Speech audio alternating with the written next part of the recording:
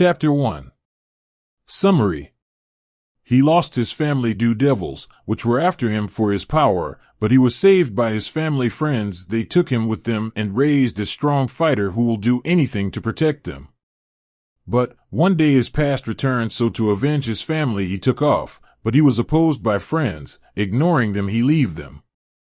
But they followed him to protect him, and then tragedy happened. He lost a friend, a brother in all but blood. In his dying breath he vowed to never live to avenge and leave his second family to find meaning in life. Then he ran into beautiful women who captured his heart. They become friends, but before he could tell her about his feelings, she left him for someone else. But then he understands he is Hunter, a killer who kills people, so he took the mask again and came back in action to show the world that Crimson Death Flash is back. Story start. Rain, it's quite a pleasant phenomenon. Sometimes it makes you happy and joyful. Other time, it personifies the pain of loneliness, the pain of betrayal. This pain belonged to one Naruto Uzumaki, a man of honor who possessed a will stronger than steel, that now lay broken. He has blonde, spiky hair and ocean blue eyes that shone with the innocence of a child. Right now, those eyes of innocence look shattered and dead. He had no idea what to do. He felt so lonely, so betrayed from the events that occurred last month. He never something so horrible, so two-faced, so thoughtless would ever happen to him. In the confusing haze that shrouded his mind, he called his best friend, Sasuke Uchiha. Sasuke. What's up, buddy? How'd your first date go? Sasuke asked. He had black eyes and spiky black hair with a blue tint. His hair hung over his face as bangs. He waited a little bit for a response, but when Naruto didn't immediately reply, Sasuke felt disconcerted. Sasuke called Naruto's name into the phone over and over with increasing urgency. Finally, when he sighed and moved to hang up the phone, he heard Naruto's voice again. This time, however, he could practically feel the sadness in it. Sasuke, don't I deserve any love? At that point, Sasuke knew that something had gone horribly wrong. He had known Naruto since their childhood years. Their mothers were best friends before Naruto's family perished 12 years ago. The poor child had issues trusting anyone but Sasuke after the funeral happened, but in recent weeks, he had shown signs of improvement. Naruto, where are you? Sasuke thought Naruto would reply, but heard a crash, followed by a scream. The line cut off. Naruto? Naruto? Naruto, reply, damn it. Sasuke grabbed his jacket and moved to the door. Mother, I'm going to Naruto's place. Before Sasuke's mother, Mikoto Uchiha, could reply, she heard the door close. She sighed tiredly. She was a fair-skinned woman with long, straight black hair with bangs hanging on either side of her face to roughly frame her cheeks and black eyes. I'm losing my handle on that boy. Her thoughts turned to Naruto. Naruto admired her as an aunt and she had called him son a few times, which Naruto didn't mind at all. Naruto, what has happened to you that made Sasuke ran out of the house in such a hurry? Wherever you are, I hope you're okay. As Sasuke ran towards the place of Naruto's date, he called Naruto's cell again, to no avail. That didn't stop the Uchiha as he kept trying again and again, but when he reached the place, which was really near to Issei's home, he saw Naruto's phone lying there. Well, that explained why Naruto wouldn't answer his calls, but he couldn't see said boy anywhere. Plus, it had started to rain hard, so if Naruto had left the place of his date, where could he have gone to? He decided to look for him, calling his name and checking out different stores. About half an hour later, Sasuke heard someone singing a song. Recognizing the voice, he followed it. Soon he found a shelter of homeless people, sitting by fires, eating some bread and soup, cuddling with their families, or sleeping by themselves. After following the voice through the crowd, he found his best friend singing a lullaby for a small child. Their parents sat there, watching their child sleeping soundly in Naruto's arms. After finishing his lullaby, Naruto placed the child on a sleeping mat. The child's parents looked at him with teary eyes and bowed their heads. "Thank you so much for saving our child. We are in your debt, young man." The mother spoke. Naruto protested this gesture. "Please, stop this. I am way younger than you, so please don't bow to me. To be honest, I don't like seeing someone bow to me. But you save our child from a horrible accident. It's only right to thank the savior properly," the father insisted. "I know, but still I don't like it. You are older than me, and I feel awkward when someone older than me bows to me." "Well then, how can we thank you? I did what anyone with a kind heart would do. Just help someone in need. That would be more than enough to thank me. This child, he's more mature than the average adult. I'm sorry, I'd like to help more if your little bundle wakes up, but I have to go. You could at least wait for the rain to slow down. I'll be fine. My best friend's probably worried sick about me, so I have to head home quickly," Naruto said as he reached into his pocket for his phone, only to find it missing. "Oh man, Sasuke's gonna kill me." "No, I won't kill you.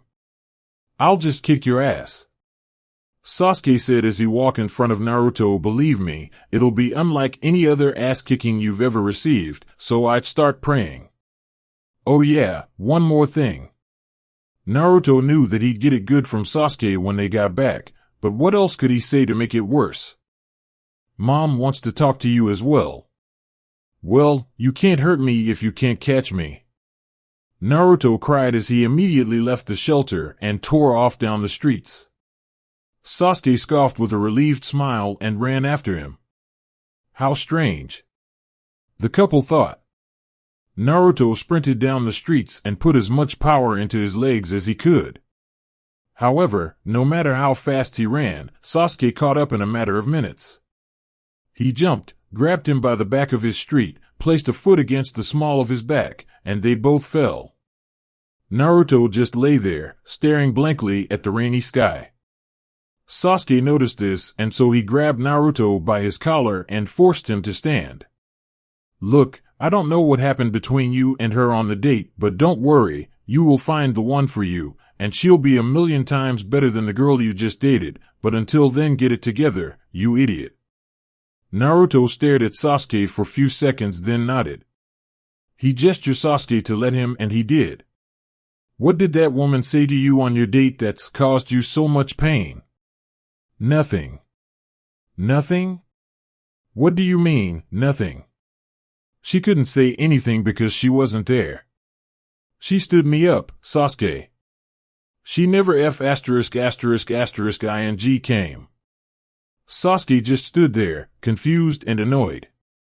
If your date stood you up, no one could blame you for feeling down, but Naruto hasn't reacted like this in a long time. "Naruto, tell me everything.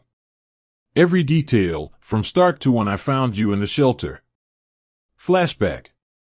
Naruto walked out of the dojo of his school's kickboxing club, his favorite club there. Naruto found himself the topic of admiration among most teachers. Naruto liked to take it easy most of the time, but whenever an important issue arose, he would do his best to solve it. After all, his nature demanded he does his best to help others. Recently, however, things have grown complicated. 2 weeks ago, Ryusgrimori, a classmate and the president of the Occult Research Club, had just recruited Issei Hyudu, the biggest pervert in the school. Ryusgrimori struck Naruto as beautiful. Indeed, she a beautiful young woman with white skin, blue eyes, and a buxom figure. She also had long beautiful crimson hair that reached down to her thighs, with a single hair strand sticking out from the top. Her hair also had loose bangs covering her forehead and side bangs framing her face. As for Issei, Naruto didn't mind Issei that much, but Issei seemed to hate Naruto's guts, simply because a lot of girls found him attractive, in more ways than one. Issei didn't really strike Naruto as anything but ordinary, considering he was of average height with short brown hair and light brown eyes. Naruto walked towards the room of the occult club. No one, other than him, had permission to enter the room unless they belonged to the club. As Naruto entered the room, he saw Issei drooling around a smiling Rias and Akino Himejima, another classmate. Like Rias, Akino was a beautiful young woman with a voluptuous figure around the same age as Rias, with very long black hair and violet eyes. She usually had her hair in a long ponytail that reached all the way down to her legs, with two strands sticking out from the top and sloping backwards, with an orange ribbon keeping it in place. He also saw Kaneko Tuju, a freshman, eating her sweets at a desk, and Yudo Kiba, a sophomore, just sat at a table, talking with Asia Argento, another sophomore. As Naruto entered Kaneko, Asia and Kiba noticed him and raised their hands in greeting. Nothing much could be said about Kiba's appearance, aside from him being a handsome young man with short blonde hair, gray eyes, and a mole under his left eye. Kaneko was a petite girl with white hair and hazel eyes. The front of her hair had two long bangs going past her shoulders and several loose bangs hanging over her forehead, while the back has a short bob cut. She also wore a black cat-shaped hair clip on both sides of her hair. As for Asia, she was a pretty young girl with long blonde hair and green eyes. Her hair flows all the way down to her back, with split bangs over her forehead and a single strand sticking out from the top, sloping backwards. Naruto met Asia a year ago. She practically bled kindness and compassion. However, her church excommunicated her for healing a criminal. He felt bad for her and offered for her to stay at his place. She happily agreed, of course. She never had friends before Naruto and stuck to him like glue from fear of solitude. "Hello Naruto, how have you been?" "I have been fine, Kiba." Naruto replied with a smile. Then Kaneko come in front of him, so he put his hand on her head, causing her to purr. Naruto loved petting her. He found it amusing and cute. He then pulled out a small bag of sweets from his pocket and gave it to her. "This is for you, Kaneko. It's some new candy my friend made, and it's pretty delicious." With sparkling eyes, she took the candy and ate it without a care in the world. Naruto smiled. Very few things surpassed a happy Kaneko in cuteness. "So Asia, how do you like the club?" "It's really nice here. Everyone is quite amicable." Naruto nodded his head. Then he walked towards Rias and Akino. He started sweating in nervousness, so he looked towards the Kiba and the group. Asia nodded his head, showing her support. Kiba gave him a thumbs up, and Kaneko, well, she continued to eat her candy happily, but when Asia nudged her, she nodded quite enthusiastically, earning a chuckle from Naruto. "Hey there, Naruto. What's so funny?" Naruto nearly fell as he heard Rias' voice. He turned to her, nearly melting from the look of adorable curiosity on her face. "And nothing important. Rias?" Unfortunately for Naruto, Rias had her eyes on Issei, who had taken to flirting with Akino, well, if you counted drooling like a dog in heat flirting. "What is it?" "Well, there's this new anime film that just released and I wanted to know, would you go out with me to see it?" He waited for her to reply, and she nodded her head and said yes. He thought that she said yes to him, so he jubilantly gave her the location and told her he'd wait there. She probably wouldn't miss it, considering it took 5 minutes to get there from Issei's house. He walked to the door with a notable spring in his step and bid the other three farewell. As he walked out, Kiba and Kaneko looked at him in concern, as well as Asia, who also worried deeply for her fellow blonde. Unbeknownst to Naruto, Rias hadn't directed her affirmation to him. Naruto knew that Rias hasn't listened when he spoke with her. His mind told him to let her go to avoid heartbreak because she didn't want him around. However, her heart had faith in her and told him that she would come. 1 week later. Today made Naruto as happy as a clam. Today, he and Rias would spend the day together. He sat down on a bench in the park where he and Rias would meet and waited, and waited, and waited. She never came as the hours passed on by. Clouds covered the stars as Naruto slept on the bench where he continued to wait. He woke up when he felt someone's hand on his shoulder. He thought that Rias had finally came, but deflated when he saw that a child, around 4 or 5, had woken him up. He looked back at the child who eyed him curiously. "Did you wake me up?" The kid nodded his head. "You will catch a cold, mister, if you sleep here like this." Naruto looked at him with curiosity but nodded his head. The kid started to walk away from him, but Naruto called for him to stay a bit. The child gave Naruto a chance to catch up and bend to his level. "What's your name, kid?" "Jean Korea," the boy said while grinning. "What's your name, mister?" "My name is Naruto Uzumaki." The kid stared at Naruto for a few seconds before bursting into laughing. "Your name is Fishcake?" A vein in Naruto's head throbbed as he grew angry. "It means maelstrom, you little brat." "Hey, my name is Jean, not brat." Naruto smiled at him, then he grabbed a piece of chocolate from his pocket and gave it to the boy known as Jean. "Have this, Jean, and thanks for waking me up." Jean happily grabbed the chocolate and walked away. Naruto then looked at his wristwatch. 10 o'clock. He had just wasted an entire day waiting for someone who never came. As much as it pained him to admit, he made a grave error in judgment when he trusted his heart over his brain. Rias wanted Issei, the boy Naruto disliked, not him. When she first introduced Issei to Naruto as a member of her club, he didn't like the idea at all, but for the sake of Rias, he tolerated him. Well, a fat lot of good tolerance did him in the end. As Naruto walked towards his home, he took a shortcut. After a minute had gone by, he stumbled onto a group of thugs who decided to hinder an old man. "Come on, geezer. Give us all the money you have and I promise we'll let you go." The man moved in terror as he pulled out his pocket and gave all the money he had to the thug holding a gun in one hand, while holding out the other to collect. "What are you doing, creeps? You leave that man alone. Otherwise..." Naruto left the threat hanging. The thugs looked at him in surprise before they started to chuckle. A second later it exploded into full-blown laughter. "Do you really think you can take us on, brat? I'll say this, you've got a set of stones on you. Too bad you'll have to die with the old man." The old man turned to the thug with a gun in alarm. "What? But you told me that you would let me go if I gave you all my money." "Yeah, it was a lie." He pointed the gun at the old man. However, before he could pull the trigger, he felt sudden pain in his right cheek and he flew a few feet away. He looked back and saw that the one who clocked him proceeded to pummel every last one of his buddies.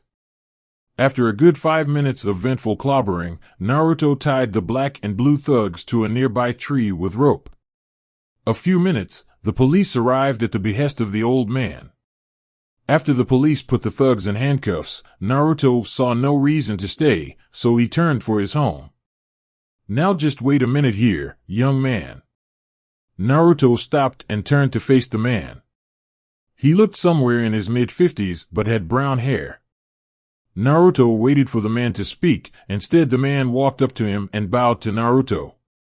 "Sir, with all due respect, I only did what any morally decent human would do." "You don't need bow to me, it's kind of awkward." "Very well. My name is Hyudu. You can call me Lord Hyudu. I live nearby, so please, come with me to my home." Naruto would have said no, but his stomach growled, betraying him. The man insisted. "Please, it's the least I could do to thank my savior properly, and if your stomach gave me any hints, I would say you're pretty hungry." Naruto really didn't want to impose, but if the man really insisted, why should he say no? "Okay then, lead the way." Naruto knew immediately that he just saved Issei's father, but said nothing. He couldn't shake the gnawing feeling that he would find Rias at Issei's house, but decided to walk with him to his home. Soon, they reached their destination and entered the house where a middle-aged woman stood to greet him. She noticed that her husband brought a guest with him. "Welcome home, dear." Who's this young man you've brought with you?" "Honey, he is my savior. I am alive because of him." The wife started to yell, but her husband put hand on her mouth. "Be calm, I will explain everything." She nodded her head and walked into the living room. As they sat down, she walked with a cup of tea. However, because of the shock of what her husband told her, she didn't concentrate on her direction and stumbled, causing the tea to spill on Naruto's shirt. "Oh goodness. I'm so sorry. I didn't mean to." No. It's fine. I know you didn't do it on purpose." He used his handkerchief to dab dry his wet shirt. "You should wash your shirt. The stain will ruin the shirt if you don't wash it out." Naruto asked her about a washroom. She told him the one on the current floor had a leak. If he wanted to, he could use the washroom upstairs to wash his shirt. Naruto nodded his head and walked upstairs. As he ascended the stairs, his body grew goosebumps. Naruto could feel it when something he didn't like happened in his general area. As he grew closer to the washroom, his brain screamed danger. The very next words Naruto heard made his heart stop. "Issei, my virginity, please let me give it to you." He knew who this voice belonged to. No, please no, I beg of you, no. He noticed the slightly ajar door. His mind tried its best to direct him away. It screamed and pulled with all its might, but natural curiosity triumphed in the end. The young, brilliant, and beautiful Rias Grimmery sat on top of the perverted drooling dog Issei Hayadu, stark naked with the exception of her underwear, but not her bra, revealing two succulent orbs of flesh, complete with pink, perky, erect nipples that Issei held in his hands. Naruto didn't know what to do. The one girl he had a crush had just shattered him, not physically but emotionally. He then tore down the stairs with tears in his eyes, not caring if two suddenly knew of his presence. They could have each other for all he cared. As he ran down, he saw Issei's father and mother waiting for him. They had smiles on their faces until they saw the tears in his eyes. Those smiles then morphed into looks of concern. "What happened, Naruto? Why are you crying?" "I'm sorry, Mr. and Mrs. Hayadu, but I have to go. An emergency just arose in my family, so if you'd please excuse me." He put on his shoes and ran out the door before the couple could ask him anything more. Naruto ran and ran. He had no ideal destination in mind. He had intended to propose to Rias today, only to find that she didn't love him. She loved someone else. He couldn't bear this pain. It hurt too much. He just kept running with a burning desire to let go of this burning pain in his stomach. The pain of betrayal. As Naruto ran, the rain started to pour. Naruto didn't mind. It helped hide the tears running down his cheeks. During his running, he slipped and fell. He did nothing but lay there, motionless. Then after some time, he balled his hands into fists and slammed them into the thankfully soft ground over and over again, crying out in anger, pain, and sadness. When he finally looked up, he found himself in the exact park where Rias had agreed to meet him at. He lay there for some time, but then he got up and started to walk, no destination in mind. At that point, with his thoughts in a jumble, he called his best friend, Sasuke Uchiha. As he talked with Sasuke, he saw Jin Kariya, the same kid who he met at the park. Before he could speak, the kid called his name and dashed towards him. Suddenly, before he could reach Naruto, a car came roaring down the street at uncontrollable speeds. Jin looked at the headlights in horrified shock. Naruto dashed to save him, disregarding the possibility of not making it time. As he stepped in front of the headlights, he saw the driver and passenger close their eyes in fear. Naruto and Jin vanished from there and appeared on the other side of the road. Poor Jin slowly realized how close he came to death and started to weep. He never imagined that a stranger he met at a park would end up saving his life. He clung to Naruto and wept freely. Naruto covered him and started to walk towards the driver. He grabbed the car door and tore the door off of the metal hinges. The couple sat in cold stillness, petrified not only by the display of sheer strength, but also by the furious look he bore in his eyes. Naruto grabbed the man by the collar. If you can't control your speed when you're on the road, then don't get on the road at all. You nearly killed this child because of your recklessness. The woman in the car begged him for forgiveness and promised him that something like this will never happen again. Naruto, seeing the assurance in the woman's eyes, as well as a bit of desperation, let the guy go. Both of them got into the car and drove away in speeds that made Naruto comfortable. He then turned to an awestruck Jinchuriki, who had stars in his eyes from witnessing Naruto's might. So, where do you live, Jin? Flashback end.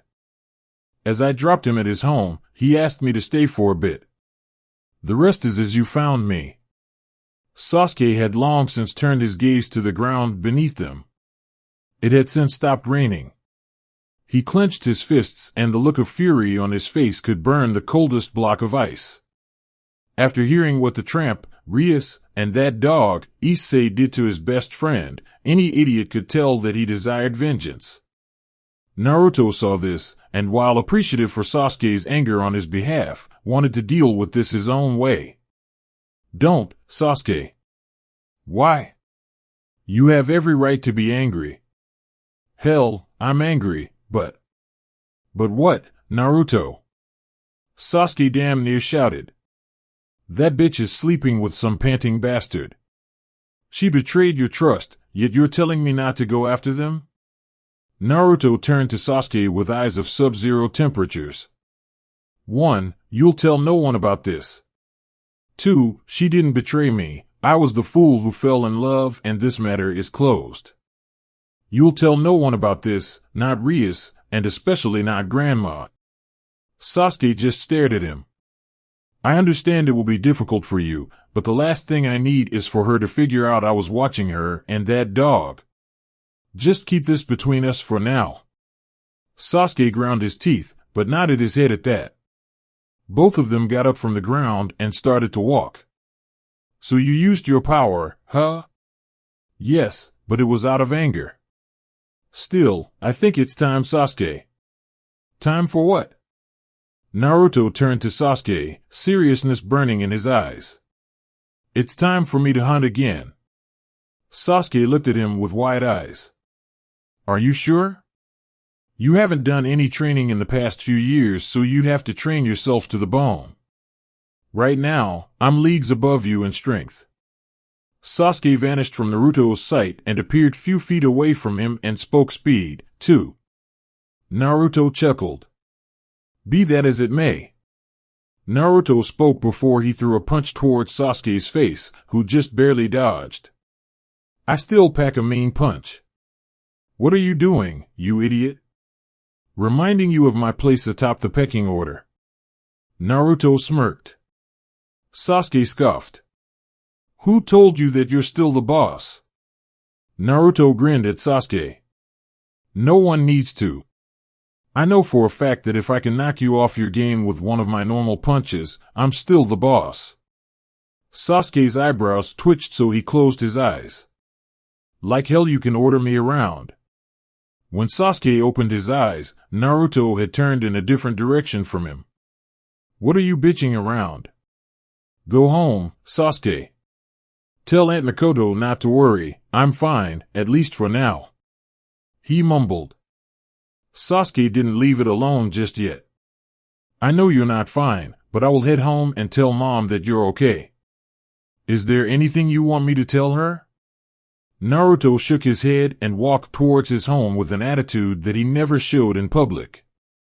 As Sasuke watched Naruto walk away, he closed his eyes and a figure appeared right next to Sasuke.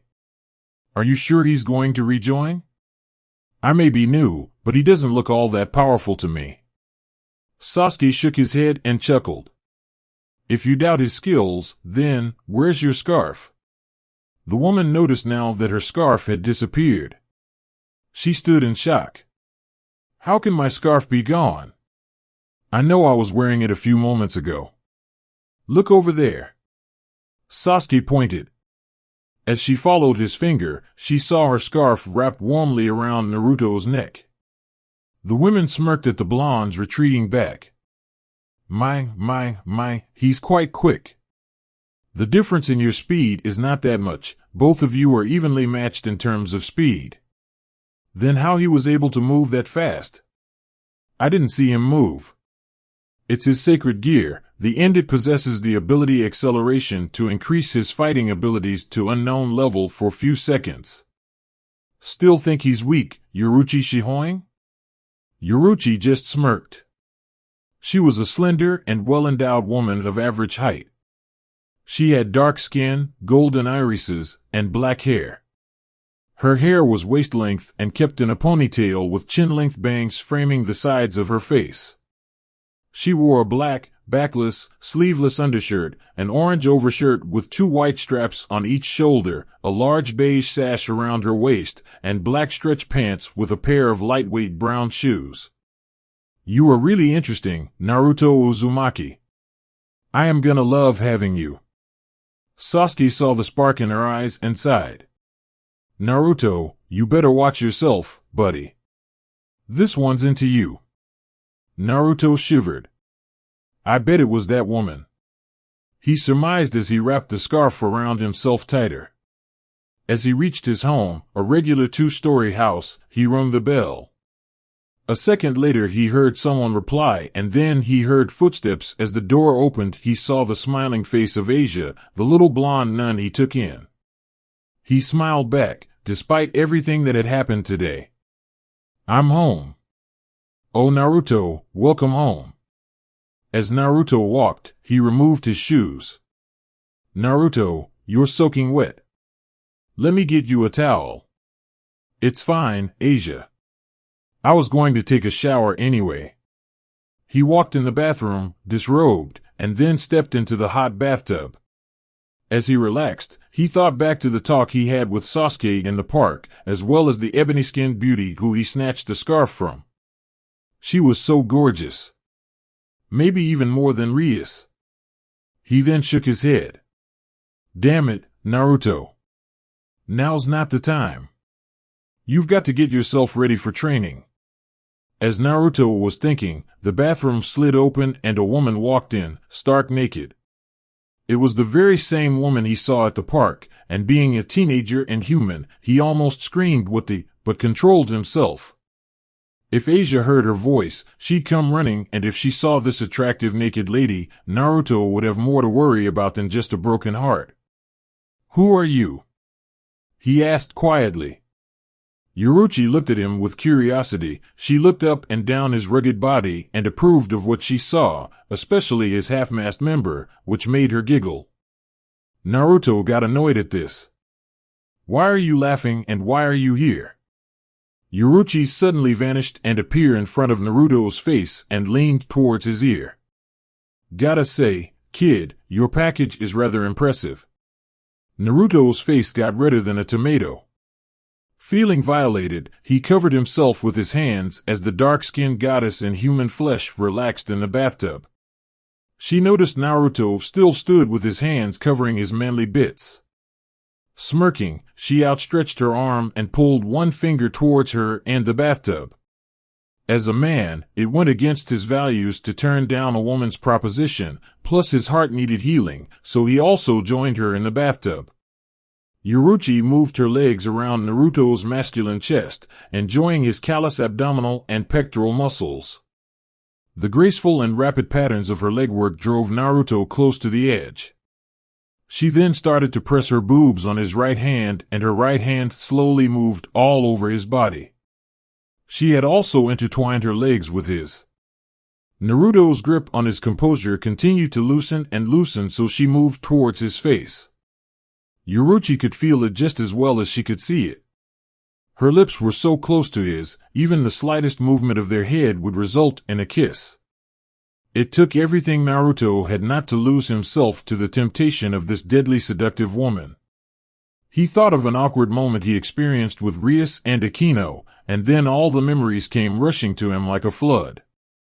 These memories caused Naruto pain, but they also reinforced her stand against the temptation.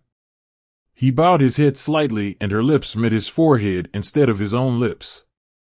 When he looked back up, he separated himself from her. She looked shocked and a little hurt, but inside she felt impressed at the sudden control over his carnal desires. Why did you pull back? Don't you find me attractive? Don't you want to play with me? She pouted cutely and fondled her breasts. Naruto stared at her for a while. Certainly, Yoruichi had a figure most women would kill for, but if Naruto were to surrender himself to the desires of what lay in between his legs, he'd be no better than that dog Rias favored over him. Yoruichi, anyone, including women, could fall for your beauty, but it's not right. I could tell, you were in the park for some time, so there's a good chance you heard me and Sasuke talking. Hell, you probably heard everything that happened to me today. Yoruichi nodded her head. If we do something like this right now, how different would I be from that drooling mutt who the girl I had a crush on ultimately gave herself to? Yoruichi nodded again in understanding, but with noticeable sadness as well. I would like it if we could start off as friends, and one day, when we know each other well enough to know whether or not we want each other, and something like this happens again, I'd be thrilled to do this with you. Yoruichi was surprised at that, but gave him a sly smile. Well, you're certainly not the usual boy. Fine, not today, maybe not tomorrow, but I will make you mine, you cute little Adonis. She exited the bathtub, dried herself off, and clothed herself. Before she left, she gave him a peck on the cheek and a wink before vanishing in a flash. Naruto released a sigh of frustrated relief. Before today, he would never have so much trouble controlling himself. In a few minutes, he also emerged from the bathtub, changed into his nightwear, and he called his grandmother. Hi Granny, it's me, Naruto. Oh Naruto dear, how are you? I'm well, Granny. How are you? Oh, your grandmother is fine, but you never call me at this time of the night. Is there a problem? It's not really a problem, more like an announcement. I was thinking of coming back to the hunters. Naruto said. Dear, I told you when you left that a light would always be left on for you, but if you're going to get back into that lifestyle, it's going to require some very intense training. Naruto smirked at that. I wouldn't have it any other way, Granny. Well, I'll be waiting for you, son. Anything else I can do? There was also another reason I called you, Granny. Well, what would that be for? I have a friend living with me. If I leave, she'll have to live alone for some time, and she has a bit of a difficult past. Could you send someone to live with her for a while? I'm planning on enrolling her into the academy tomorrow. Okay, I will send someone to take care of her for some time. Thanks, Granny, you're the best. You're damn right, and don't ever forget that. With a few chuckles, they both hung up. And cut. Chapter 2. Naruto walked out of his room to see Asia watching TV in the living room. He walked towards her. Asia noticed Naruto was coming and created space for him to sit. Do you feel okay now, Naruto? Yeah, Asia, I'm fine now. Why, did you think I wasn't well? You looked quite blue, not to mention you walked all the way home in the rain, so I thought. Naruto sat down and put an arm around her shoulders and rested his cheek on her head. Thank you for worrying about me, Asia, but I'm better now, I promise. I'm glad to hear it, Naruto. Asia smiled. Suddenly, her head began to ache, but she ignored it. Naruto knew why she felt pain in her head. After all, he saw everything with his own two eyes. It seemed like only yesterday he met her for the first time and saved her from some fallen angels. Flashback. Naruto, who felt quite upset, continued to walk with his vision the ground beneath his 2 feet. Now, what put Naruto in such a bad mood? Well, if you saw the guy who hated you the most standing beside the girl you loved the most, you'd be upset too. He had quite a few qualms about Issei joining Rias' occult research club, but none that Rias would listen to. Naruto, deep within his thoughts, had no complete gathering of his surroundings and ended up bumping into somebody. The collision knocked him out of his daze, and he looked to see a cute nun gathering her belongings, which fell from the collision. Naruto fell to a knee and gathered her belongings for her. "Sorry about that," he said. "Let me help you." "Oh, it's all right. I'm not hurt." "Still, I should have been paying more attention." "It's fine, I wasn't paying attention myself." Naruto looked at her curiously. "I've never seen someone like you around before. Are you a foreigner?" She nodded. "I am from Italy, and I was transferred to church of this town and you lost your way?" Naruto completed the sentence. The nun played with her fingers. "Yes, could you tell me how to get there?" Naruto had never been inside the church, but the girl asked in such an innocent manner, it would have pained him inside to deny her. As both of them walked beside each other through the park, they decided to get to know each other by making small talk. "I am new here, but luckily I met a kind young man. This must be a God's will." Naruto just smiled at that, but in reality he didn't like the God's part. "Yeah, you might be right." Suddenly, they heard the cry of a child. The nun saw this and ran towards the child. It was a boy who had taken a rather nasty fall. When the nun saw his injury, she immediately began to heal him. Naruto stood, shocked at the young nun's ability to heal. This girl has the sacred gear, Twilight Healing, huh? Yet, she got transferred to the abandoned church? How strange. When the nun finished healing the boy, she turned towards Naruto, small bit of shame evident of her face. "I am sorry. I just instinctively helped him." Naruto shook his head. "No, don't worry. You helped someone who needed it. It's not a problem." They both started to walk towards the church again, but Naruto never left the nun's ability to heal alone in his mind. How strange, I've never met anyone with the sacred gear of Twilight Healing. What else could she be trying to hide? I must have surprised you, the nun said quietly. Naruto shook his head. Not surprised, but you definitely have a great power. Indeed, because this power was given to me by the gods. Naruto understood the meaning behind her words. She wants to help everyone, but with great power comes a great burden. The greater the power, the greater the burden. They continued to walk until they saw the church and the nun pointed it out. That's the church, mister.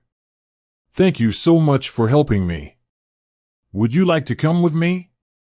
Naruto saw the dilapidated church and didn't want to stick around any longer than he had to, but when the nun asked him to join her, he nodded his head again, while cursing his inability to say no to cute girls. The both walked with silence. Once they reached the door, Asia invited him inside for tea, but Naruto respectfully declined, but not without promising to have tea with her the very next time they met. The nun's face brightened considerably. All in all, this meeting brought joy to both their spirits. Before Naruto departed, he extended his arm and spoke. My name is Naruto Uzumaki, but you can call me Naruto. The girl also shook hands with Naruto. My name is Asia Argento. It's really nice to meet such a kind man when I first come in Japan. Well, thanks for the compliment, but it's no problem. I love helping my friends. That comment surprised Asia. This man, a man who she met literally a half hour ago, already called her his friend. Are you sure? Asia asked with a bit of hope in her eyes. Absolutely. Anything for a friend of mine. He removed his charm from his neck, took Asia's hand, and placed it inside. This was given to me by my grandmother. Now, I think you should have it. If you ever need my help, just take the charm, place it in your hand, call my name and I will be there." This gesture of friendship and trust overwhelmed Asia. She had just met this man, and yet he had placed so much trust into her. She didn't know what to do, what course of action to take, so she did the one thing that felt right. She gave him a big hug. The sudden display of affection surprised Naruto, but he relaxed and gently ran his fingers through her long, blonde locks. Asia's tears continued to fall, not from sadness, but from the joy she felt from making friends with such an ingenuous person, on her first day in Japan, no less. After some time she separates herself, and she was embarrassed of her action, so she bowed to him. "I am really sorry. It's just, I was so happy when you called me your friend so." Naruto put his hand on her head. "It's okay. I understand how it feels to be alone." Before Asia could ask about anything, he waved at her and started running in a different direction. Asia also waved at him and she walked inside of the church. Next day, Naruto, once more, walked around the park. This time, however, his mood had taken a turn for the worse. He had an argument with Rias that hadn't stayed within boundaries. That damn pervert, Issei, had tailed him and kept tabs on him. He told Rias that Naruto was walking around with another girl.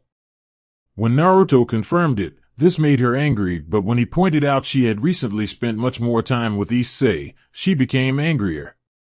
Rias Queen also didn't like Naruto making Rias angry either. Naruto, not wanting to say or do anything he'd regret, left the club room and paced around the park a few times, muttering things along the lines of "damn pervert" and "pretty, red-headed hypocrite." As Naruto continued to pace, as fate would have it, he encountered the blonde little nun from yesterday. "Asia, how are you? And what are you doing here?" Asia hadn't counted on meeting Naruto until a time came where she really needed him, but she welcomed his presence happily. "Hello, Naruto. I'm well, today's my day off." Naruto could tell when someone spoke a lie, and Asia just did. But he didn't want to press it. "Say, why don't we grab a bite?" Naruto grabs her hand and they walk to a small ramen shop. Naruto's desire for ramen made him a preferred customer there. To Asia, she had no idea how to eat ramen. Naruto saw the confusion and proceeded to show her how to eat using chopsticks. She gathered a small amount of ramen with her chopsticks and ate it. Tears came to the female blonde's eyes as she tasted ramen for the first time. Naruto saw this and slightly panicked. "Do you not like it? If so, don't force yourself." Asia wiped her tears. "No, it's really delicious, it's my first time eating with a friend. It just feels really nice." The chef overheard Asia's comments and chuckled. After the two blondes finished their meal, Naruto put his hand in the pocket, but the chef dismissed it. "Don't worry about it, my boy. This one's on the house." "Really?" Naruto asked, stunned. "Of course, Naruto, because you brought such a nice girl along." Both of them blushed a little bit, but Naruto shook it off. "Thanks a bunch, Gramps. See you later." Asia felt unbelievably joyful. She had just arrived in Japan, and already she met someone as wonderful as Naruto who had become her friend in just a day, and now she had just had a free lunch with said friend. Asia felt inexplicably content with herself. It made Naruto glad to see Asia happy. She looked absolutely pure of heart, but at the same time, he knew that she knew of her current affiliation. He knew that the fallen angels had a hold of Asia. Asia. Asia was humming as they were walking, but she stopped humming when Naruto called her name. "Yes, Naruto? You seem to be quite happy today," Naruto stated. Asia's cheerfulness increased. "I am happy because it feels like my dream will come true." Naruto also becomes curious of her dream so. "And what, if you don't mind me asking, is your dream?" "To make many wonderful friends like you and plant many different kinds of flowers with them." That is my dream, Asia responded, with the sun shining upon her back. Naruto couldn't say a word. He didn't know what to say. This sweet and kind girl only wanted to make plenty of friends. He swore to himself then and there that he'd be with her every step of the way. I am sure you will make lots of friends, Asia, and every new friend you make, I'll promise I'll be there for you. Asia's eyes watered a bit from happiness. This is only their second meeting, yet she already felt safer around him, and she couldn't ignore the warm feeling she got when she drew close to him. Suddenly, Asia stops smiling and looks down at her feet. What happened, Asia? Are you not feeling well? Asia shook her head. Naruto, my powers, what do you think of them? Naruto didn't expect this question but answered nonetheless. I think you have a really great power, Asia. You can help so many people with it. But what if I used them to heal a criminal? Would you think any less of me? She asked. Naruto scratched the back of his head. It doesn't matter who you healed, you saw the injured person and you helped him. If I was in your place, I would have done the very same thing. I don't care what other people would have thought of you for it. You did what you thought was right. That alone makes you a great person, Asia. Asia's heart soared even further, despite the tears running down her face. Naruto didn't like the sight of Asia crying, not one bit. Asia, why are you crying?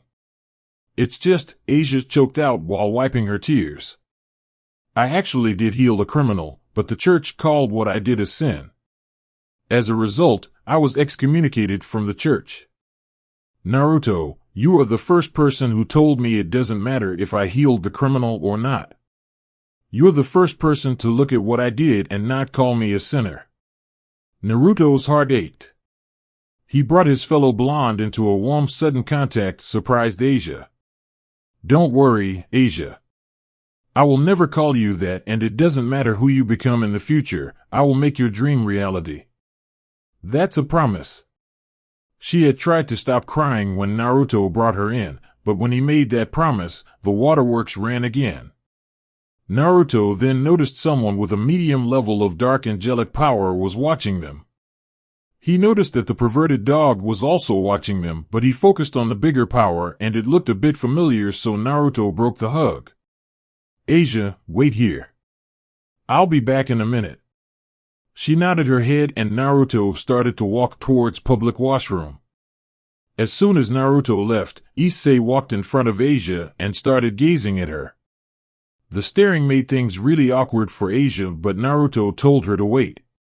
She trusted Naruto, and whenever she needed him, she always had the charm he gave her. How do you know Naruto? I met him yesterday when I lost my way to the church I was working for until recently. Anyway, he helped me to find it and he also told me I am his friend. Are you a friend of Naruto's? She asked, curiosity in the last part of the question. A glint appeared in Issei's eyes. That's right, I'm Naruto's friend. In fact, I'm his closest friend.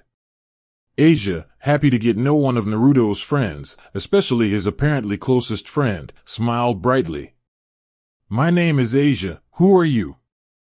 Issei snapped himself from his erotic fantasies. My name is Issei. He intended to make more conversation, but their conversation came to an abrupt halt by someone. With Naruto. Naruto walked towards the public washroom and stopped in the middle. When he saw no one there, he vanished without a trace and appeared in front of a fallen angel. The fallen angel was surprised and shocked by his sudden appearance, but controlled herself.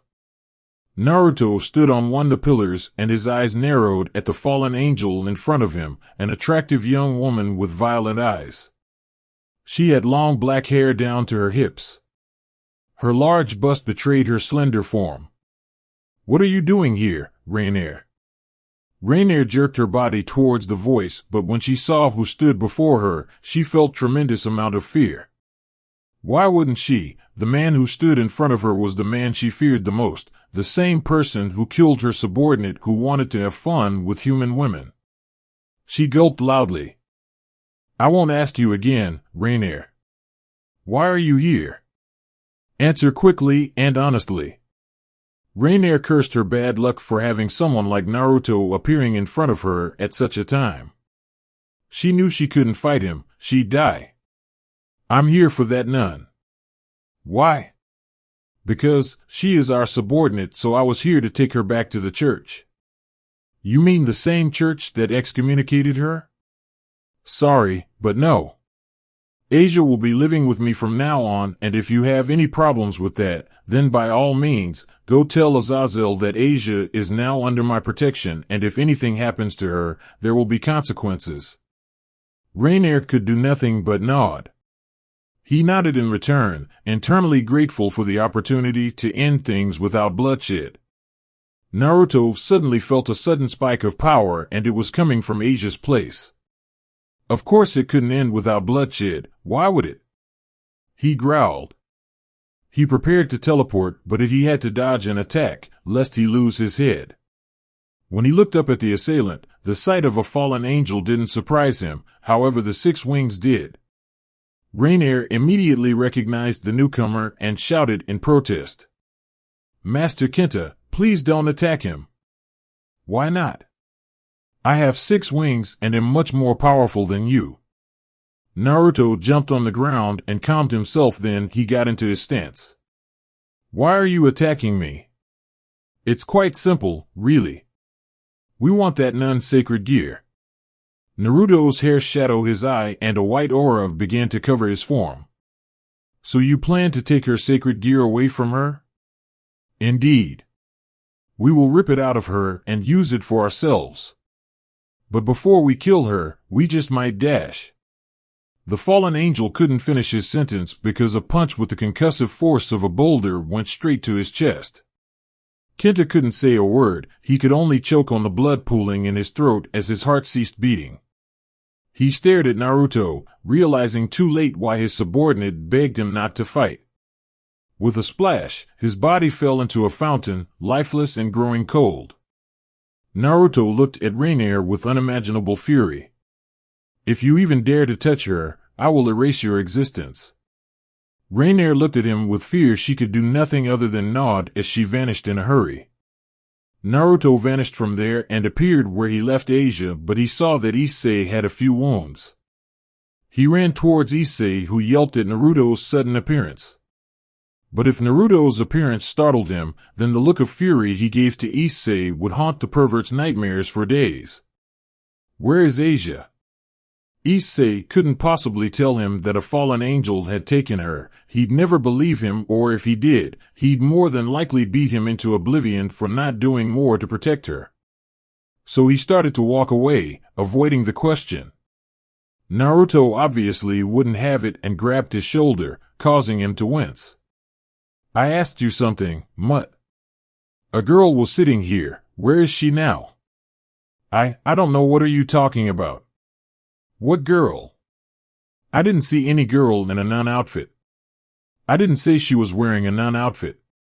Issei cursed himself for his ability to say the wrong thing at the wrong time, especially to an already absolutely livid Naruto. Said blonde grabbed Issei by the throat and proceeded to squeeze mercilessly. You're trying my patience, Mutt. Now tell me where she is. She was kidnapped. A middle-aged man came out of nowhere, attacked us, and took her with him. Issei strained to say, his face slowly transitioning from blue to purple. Naruto relaxed his grip, causing Issei to fall to the ground unceremoniously. The brunette coughed as he tried to bring in as much air in and out of his body as he could. Which way? What do you mean, which way? Which way did the man, who took her, go, you imbecile? Issei almost soiled his pants, but quickly pointed in the direction where the man took Asia. Naruto turned back towards Issei with murder in his eyes and growled. One scratch on her body, and the very next time I see you, unless Rias can stop me, I will kill you. With that, he dashed off in the direction Issei pointed in, leaving the brunette to collapse in utter fear. Later. After a few hours of searching, he sensed Rainier. Without any delay, he teleported to her location. What he saw shouldn't have shocked him, but it did. She lay on the floor of a church building, the exact same church that he helped Asia find the other day. She lay covered in bruises and had multiple puncture wounds. He saw her attackers standing few feet away from him. Without looking at the other three occupants, he knelt down towards Rainier. What happened, Rainier? With all the strength her battered and bloody form could muster, she turned to see who had come to her side. Despite the shock, she answered him. The nun you befriended, Asia, they took her. I did my best to stop them, to no avail as you can see. She took a break in her speech to cough. You're strong, you have to stop them before they extract her gear. When he heard the words extract and gear, he became stupendously furious and his body started to emit a white aura. Naruto got to his feet slowly and started to walk towards the three fallen angels, who got into fighting stances. They stood ready to attack, but when they saw into his eyes, they froze in fear. Their bodies refused their command and could do nothing but wait for Naruto to attack, which he did. He vanished from his spot and, in an instant, the male of the three fallen angels felt his skull shatter with a single punch. The unfortunate fallen angel flew right out of the church, soaring hundreds of meters away, crashing through trees and rocks, but he came to a stop when his lifeless carcass crashed against a giant boulder. Seeing this, the two other fallen angels flew for their lives. But Naruto vanished and appeared above the blonde fallen angel, and using an axe kick, he sent the fallen angel crashing to the ground, unconscious. The final fallen angel looked at Naruto in absolute fright. He had just sent two of her fellow fallen angels flying, one through the air and the other to the ground. What could she do against power like that? As Naruto approached, she immediately fell to her knees. No, please, don't hurt me. I was ordered to attack Rainier. I would never do anything to her willingly. I beg of you, spare me. Naruto could practically feel the fallen angel lying, but decided to give her the benefit of the doubt. He turned around and walked back to the church where Rainier lay. The kneeling fallen angel saw that if she ever had the best opportunity to kill the blonde, it would be now. She jumped high into the sky, summoned a light spear and threw it as hard as she could towards Naruto. Take that, you bastard! The fallen angel screamed, laughing manically as the spear continued on its course towards Naruto. Unfortunately for her, Naruto saw the attack coming and tilted his body slightly, grabbed the light spear in hand and threw it right back towards her. The stunned fallen angel didn't even have time to think as her own light spear went right through her gut. How the impossible! She groaned as she fell to the ground harshly. Naruto walked towards her and grabbed the fallen angel by her throat and spoke, I gave you chance to live, but you throw it away. No! No! No! No! Please, I will not do this again. I'll do anything, please. Naruto didn't fall for her pleading then, and he wouldn't now. He flung the desperate fallen angel into the sky and held his hand out. A ball of energy appeared in his hand and he aimed it towards the fallen angel. Crimson flash. Naruto fired a powerful red beam from his hand towards the airborne fallen angel, who could do nothing but scream in despair as she felt the powerful red beam obliterate her, leaving no trace. The beam had so much power, so many people in Kuo could see it, and those who did made a mental note not to piss out whoever had that kind of power, or at least get clear when that person got into a bad mood. Naruto walked back towards the church and found Rainier, where she lay as still as a doll. When she saw Naruto, she closed her eyes and steeled herself for her death. A death that would not come that day. She felt her strength returning and her wounds healed at a rapid pace. She opened her eyes to see that Naruto had his hand above her chest and his hand was glowing green. She turned her pouting face away indignantly as her cheeks gained a brush of pink. Hey, she may be a fallen angel, but she's still a girl who doesn't like boys putting their hands near where they don't belong. Naruto's hand stopped glowing and he moved his hand away. Rainier, if I didn't know you, I'd more than likely have killed you in my rage. Please don't be as difficult as that mud from earlier. Tell me where they took Asia. As Rainier looked into Naruto's eyes and saw desperation, not unlike that fallen angel who had just obliterated, but a lot milder in comparison. Rainier sighed. She's being held at our hideout. We need to hurry, it's almost time for the ritual. We? Naruto asked.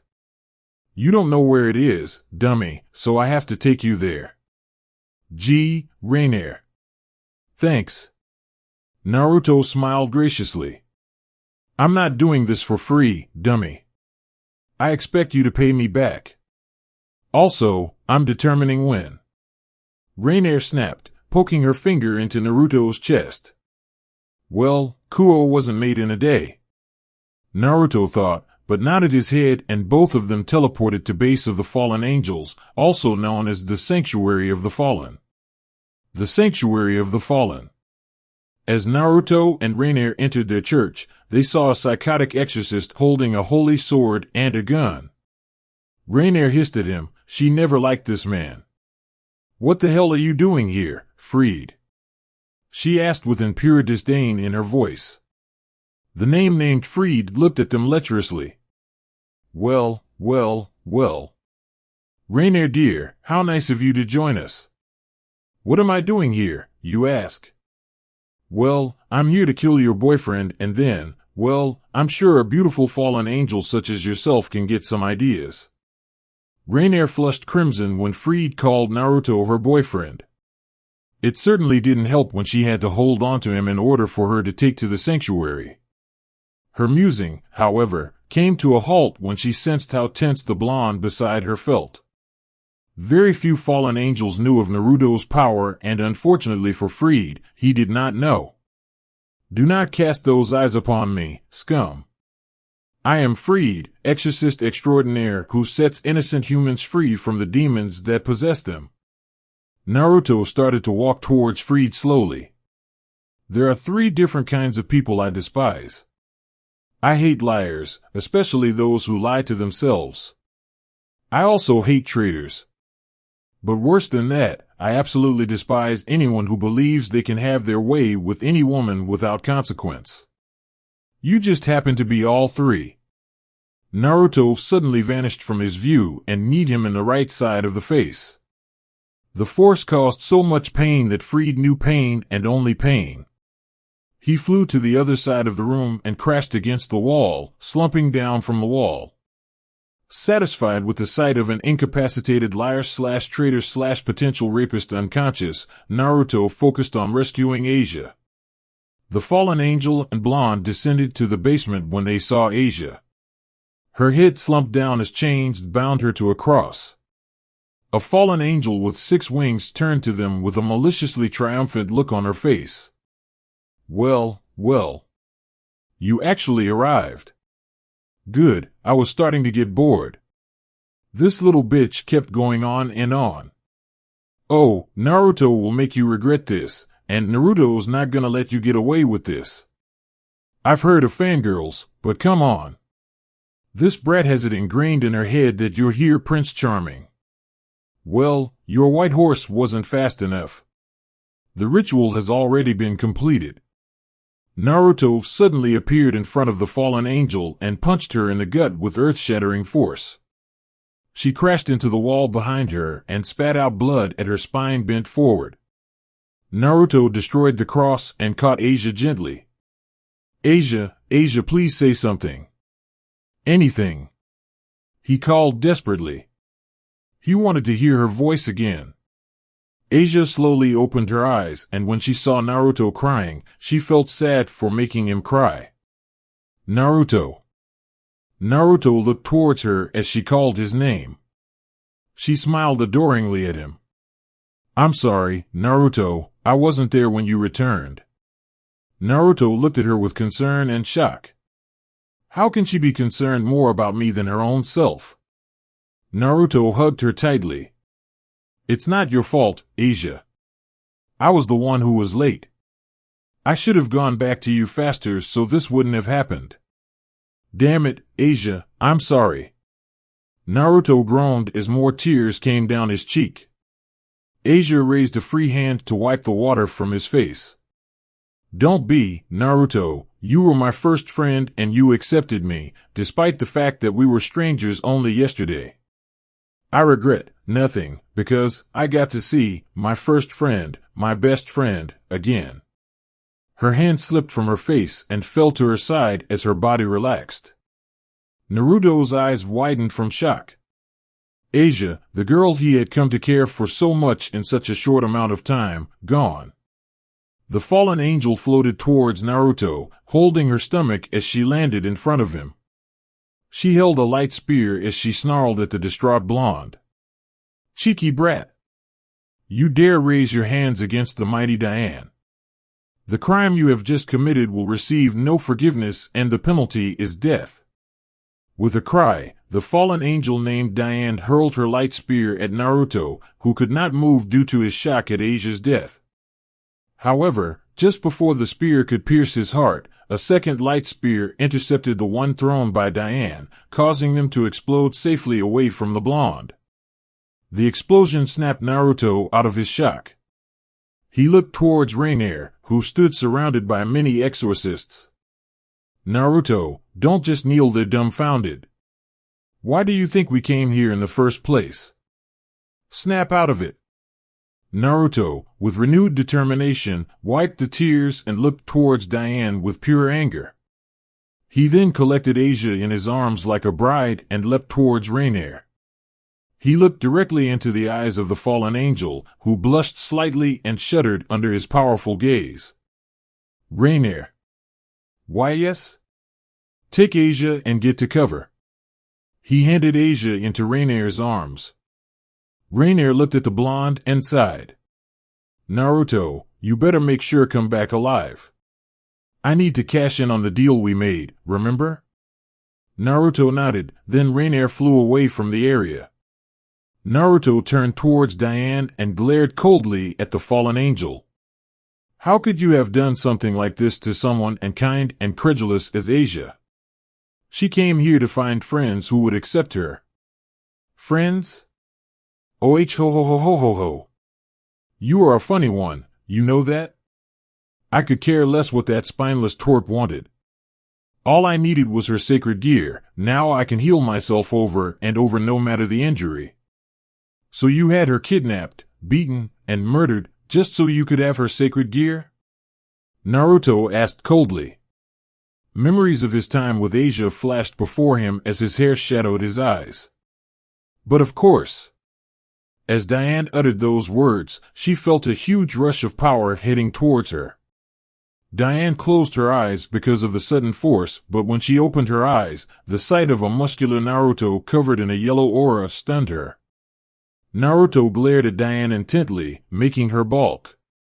He disappeared and Diane could do nothing to stop the kick aimed for the left side of her face, sending her crashing back into the wall Naruto had sent her earlier. I despise people like you the most. You have this ingrained belief that you're entitled to the power we hold in our bodies. Diane, was it? Listen, Diane, we are not tools that you can use as you please. We are humans, and humans like me, we know how to fight for ourselves. However, you made the unforgivable mistake of killing Asia, and for that, I will make sure to erase your existence entirely. There will be no place for you in the other world. Naruto then started to power up to his maximum limit. The sheer power pouring out of him caused the building to shake and the ground beneath him started to quake. Yellow armor began to cover his body with red jewels on his shoulders, chest, both knees, and in the palms of his hands with dragon-like wings sprouting from his back. His helmet had a long horn and one small jewel lay on his forehead. For a finishing touch, his normally cerulean blue eyes had begun to burn a scarlet red. Obliteration Dragon Balance Breaker. Diane couldn't a single muscle. The power emanating from Naruto stood to overwhelm her, and the barrier around the church started to crumble. Naruto then cocked back his fist. Diane's eyes shrunk in confusion as a punch from that distance stood no chance of reaching her, then her eyes widened in horrific realization. Why, you are one of them, the legendary. She would never get to finish that sentence as the fist that he cocked hit the air. The hit on its own did nothing, but the shock wave that resulted from the punch had so much force behind it that Diane, half the church, and all of her exorcists lay victim to the annihilating blow. Yep. One of the 7 warlords, the legendary Deathblow Dragon, Naruto Uzumaki. Naruto powered down and released his scale mail and secured Asia's sacred gear. Then he started to look for Asia and Rainier. He didn't have to search long as Rainier flew towards Naruto with Asia in her arms. Naruto signaled Rainier to lay Asia on the ground. As she did, Naruto resealed the sacred gear inside her, but before they could do anything more, they felt multiple familiar energies. Rainier, I'll find a way to repay you for what you've done for me and Asia today, but you gotta get out of here now. Rainier nodded and vanished elsewhere. Naruto hit his energy signature. When Rias and her peerage teleported at the Church of Abundance, they were so shocked to see the church was destroyed and there was so much blood around everywhere. What the hell happened here? Who could have destroyed this place? President, are you sure we should be here right now? Don't panic, whoever the person did this is now gone, but one thing's for sure, that person was using a sacred gear. Issei felt shocked and happy, shocked because of the sheer power used by the sacred gear and happy because if he could learn to use that kind of power, he could kick Naruto's ass easily. As Rias' peerage surveyed the destruction, Rias saw the light of teleportation. She immediately flew towards the source. Seeing this, her peerage flew with her, well, except for Issei. He didn't know how to fly, so he could only run behind them. Kiba hung back to help Issei. Soon enough, they reached their destination. However, when Issei saw who lay on the ground, he paled in fear. For an instant, he could see himself dead by Naruto's hands, but then he looked towards Rias and spoke. President, it's the same girl Naruto was hanging out with the other day. That revelation surprised Rias a bit, but she didn't let it show. She turned towards Asia and pulled the chess piece, the bishop. President, what is this? This is a bishop piece. With this, I will revive her as a devil and add her in my peerage. But, President, why are you reviving her? I thought you didn't like it when Naruto was hanging out with her. Yes, that is true, I didn't like her when Naruto was hanging out with her, but her healing abilities could come in handy for us demons. Oh my, President. I'm not sure if that's the only reason why you're reviving her. What the hell are you talking about, Akino? Let's just get this over with.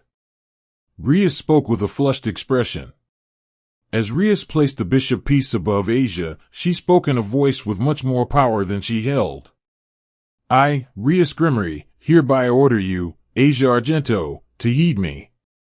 Bring your soul back to this world, and become my part of my peerage as a devil. You shall become my bishop and rejoice in your newfound life. A red glow covered Asia after Rias finished speaking. A few seconds passed before Asia opened her eyes. The first thing she saw in her second life was Rias' curious face. She looked around, shocked at the destruction that took place while she was dead. Hello. Rias greeted kindly. Asia quickly got up and, with a polite bow, returned the greeting. Hello.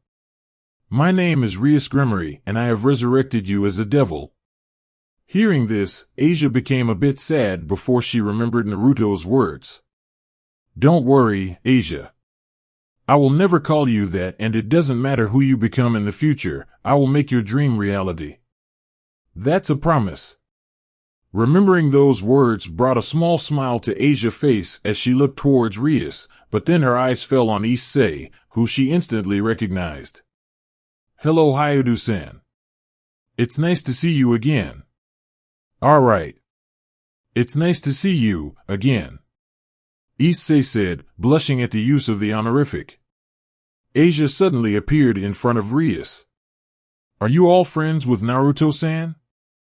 Rias nodded her head, but to her surprise, Asia seemed happier over the fact that they had called themselves Naruto's friends rather than the fact that she had just come back to life.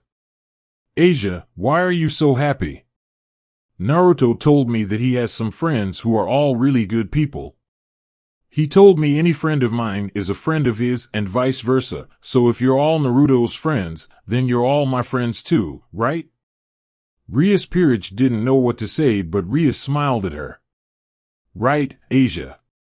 Yeah, any friend of Naruto's a friend of ours. Rias and everyone teleported out of the area, leaving Naruto alone in the shadows. He emerged from the darkness and looked toward sky. Damn, I really need to control my emotions. He leapt off the ground into the sky and began his flight home. The next day, Naruto saw Asia standing beside Rias, waiting for him. As soon as he saw her, he ran and gave Asia a big hug, making the blonde immensely happy, while the redhead puffed her cheeks in jealousy. Flashback end. Naruto, Naruto. Naruto came to his senses as Asia called his name. Naruto smiled at Asia. Yeah, Asia? What's up? Well, you were looking at the seal with so intently that I thought something might be wrong. Asia replied. Naruto sighed softly and put his left hand on her head. Don't worry, I'm fine.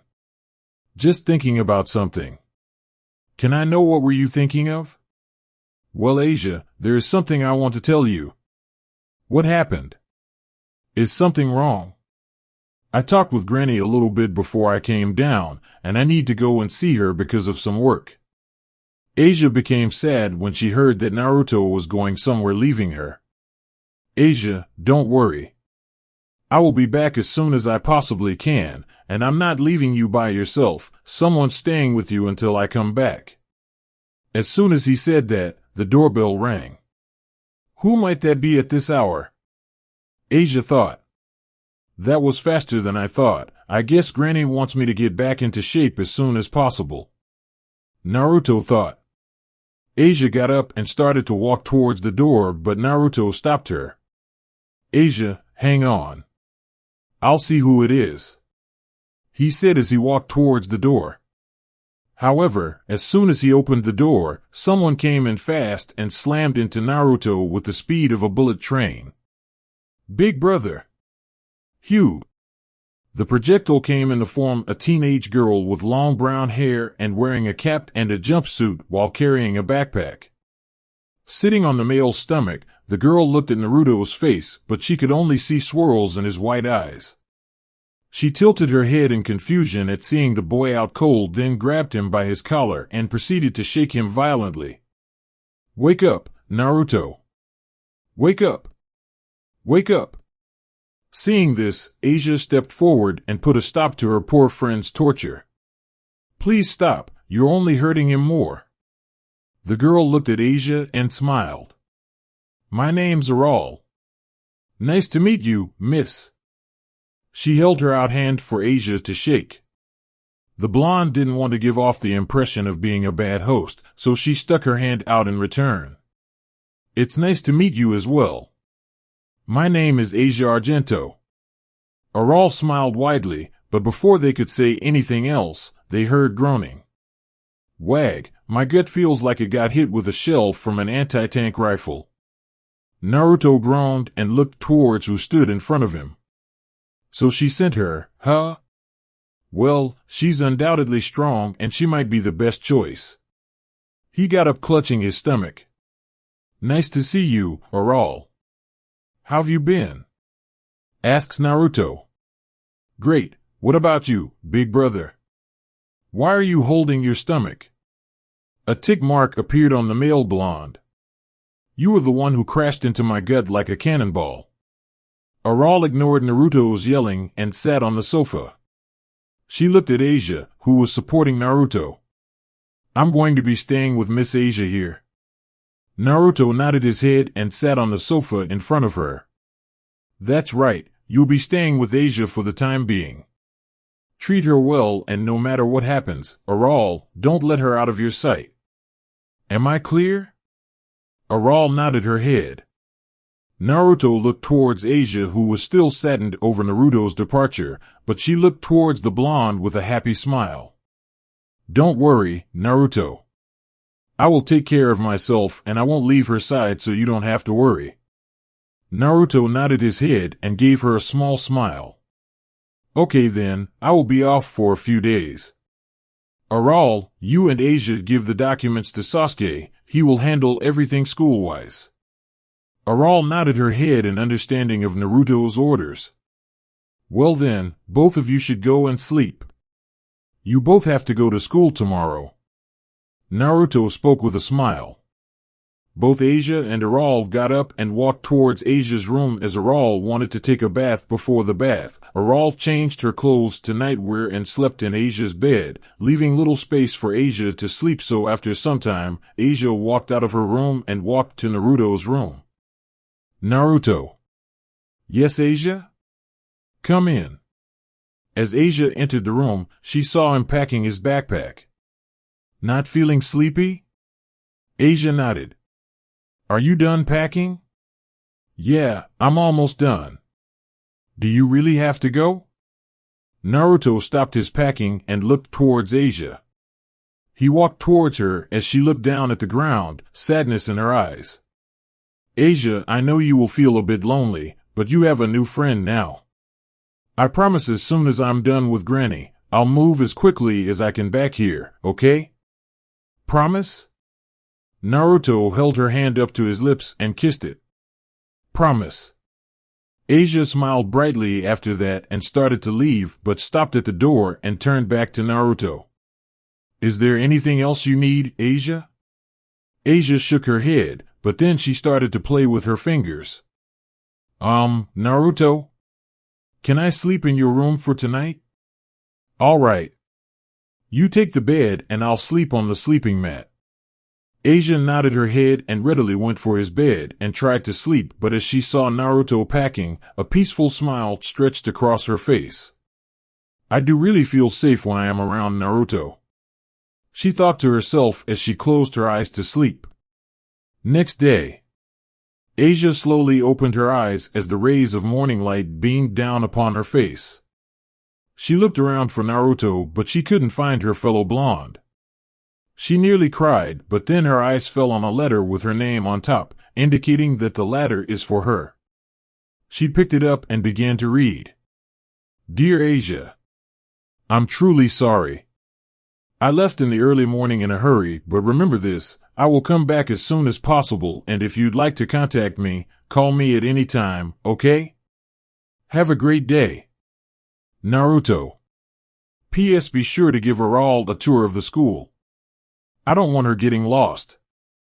Chapter 3. Today looked like a great day in the city of Kuo.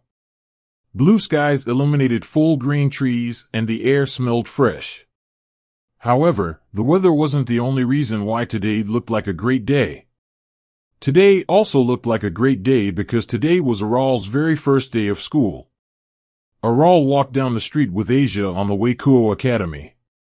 She seemed blindingly happy, but the blonde nun next to her felt slightly upset because Naruto had left home without talking to her, but the fact that she had made another friend did much to quell her upset feelings. Hey Asia, is this school as fun? An excited Aral asked. Asia didn't understand her question, but she still replied with a nod. Yes, this school is fun. You can make a lot of friends and play with them. As soon as Aral heard the word play, her eyes started to sparkle. Play with them, yes, I am gonna play a lot. Somewhere else. Naruto walked down the roads of Kyoto and he saw a few children playing in a nearby park.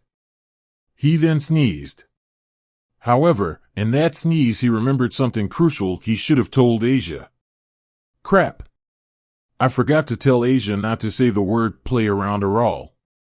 When she's in the playing mood, she gets a lot more brutal than her innocent demeanor suggests. He shivered as he remembered the last time he had to play with her. Well, I can't do anything, but hope Sasuke can handle it. He's probably gonna kick my ass harder than he threatened last time. Hell, he may even kill me.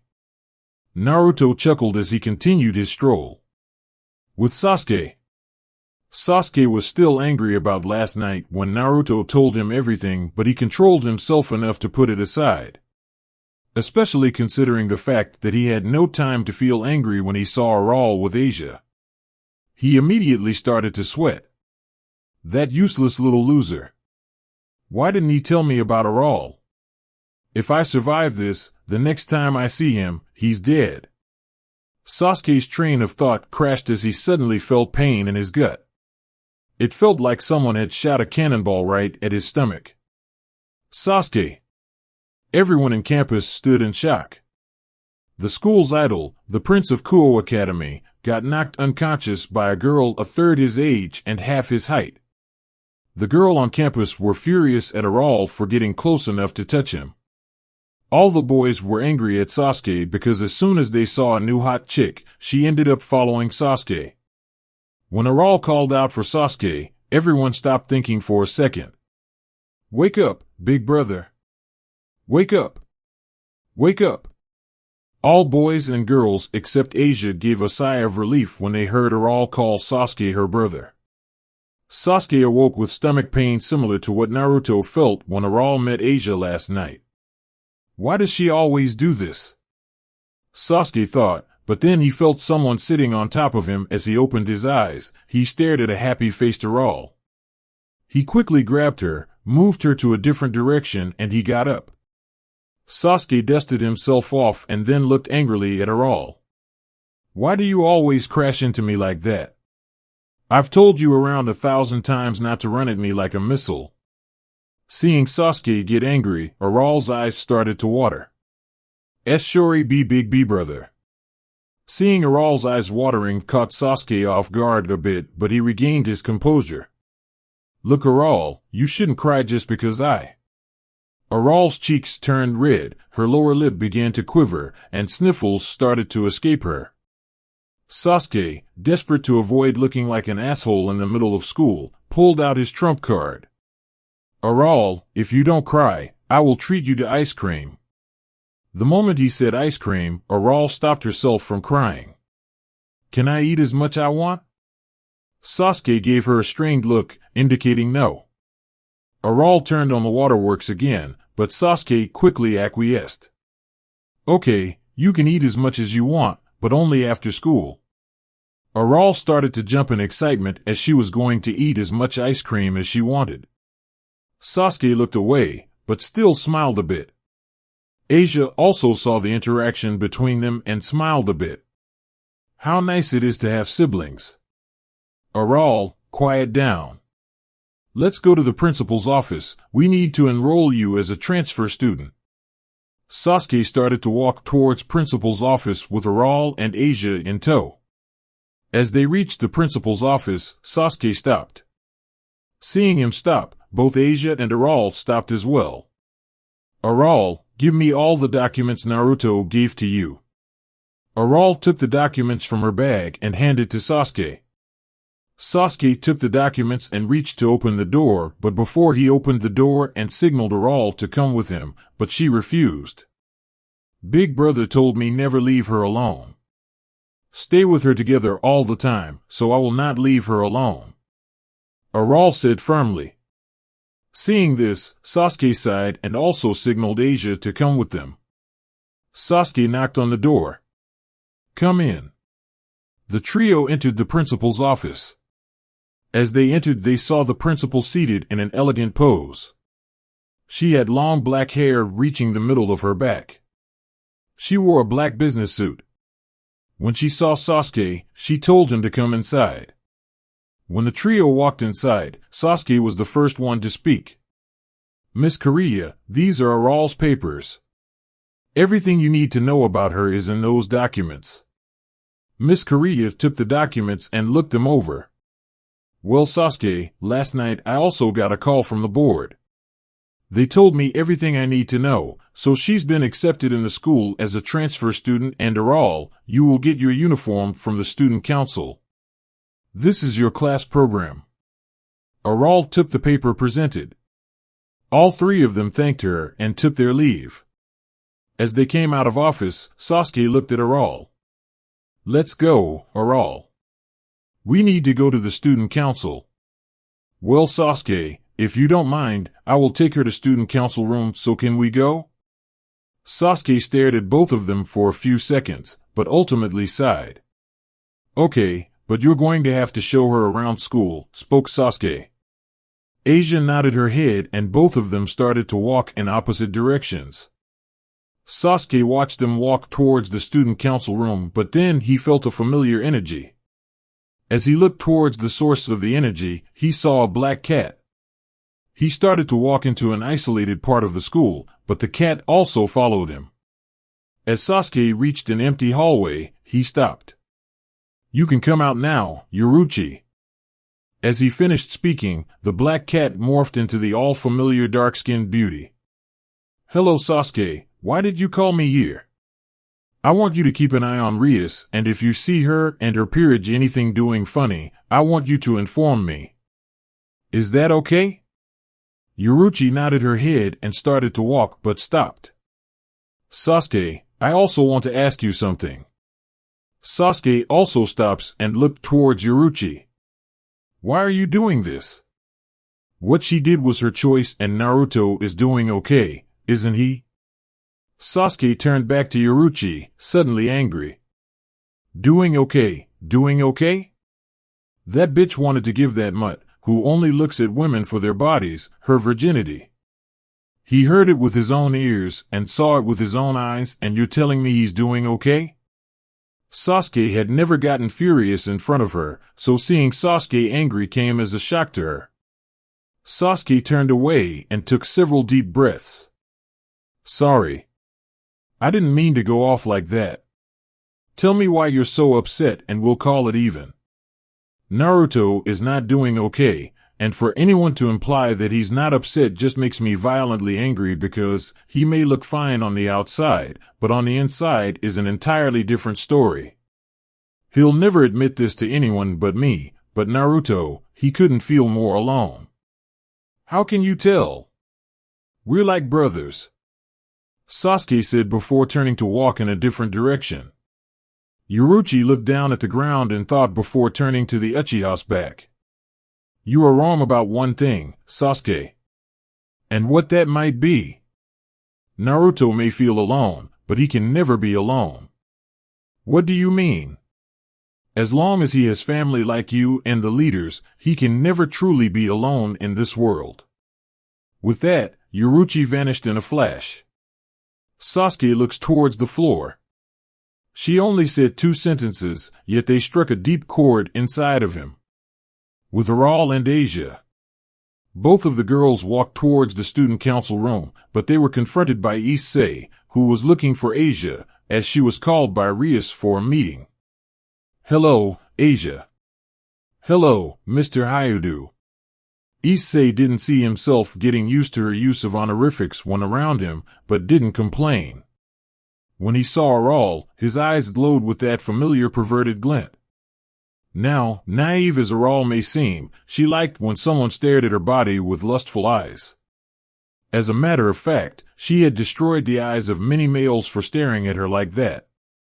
But before she could do anything, she felt a hand on her shoulder. To her relief, the hand belonged to Sasuke. "What happened?" "Aral, why are you standing here?" "Oh, nothing, big brother. This guy was greeting us, so we stopped." "Well, if you're done here, then be on your way." Both of them nodded and walked off past Issei, who stood still, shocked at the revelation of Aral and Sasuke Uchiha as siblings. Before Issei could follow them, Sasuke stopped him. "Listen, Issei, you can sniff the skirts of other girls, I don't care, but if you try anything with Aral, I'll kill you where you stand. Am I understood?" Spoke with pure venom in his voice. Issei got so scared of him, he almost wet his pants and ran off to the occult research club, completely forgetting about the reason he intercepted the 2 girls for. Occult research club room. Issei entered the club room with a scared face, but as soon as he saw Rias, he remembered the events of last night. Unfortunately, he wasn't able to proceed any further because some other chick interrupted them, but today he was thinking to continue where they left off. Unfortunately for him, the entire club was there as well. When everyone saw that Issei came alone with a frightened look, they looked confused. "Issei, where is Asia?" the queen of sadists asked. Issei looked at Asia in horrified shock. "I forgot to tell Asia that she was called by the president." "No." Rias, understanding the facial expression of Issei, sighed. She expected way too much from him, yet again. But then, the door opened and they saw Asia came inside, but to their surprise, she had brought someone with her. As both of them entered, they saw a purple-haired girl in the school uniform and with a figure comparable with Asia herself. "Hello everyone, she is Aral. She came in cool last night and she is also our newest transfer student.